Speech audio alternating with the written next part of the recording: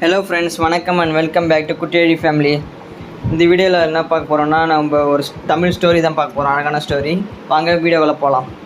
இதில் பார்த்தீங்கன்னா, ஒரு கண்ணு தெரியாத ஒரு கிழவர் ஒரு ஆலமரத்தடியில் உக்காந்துட்ருக்காரு. ஓகேங்களா?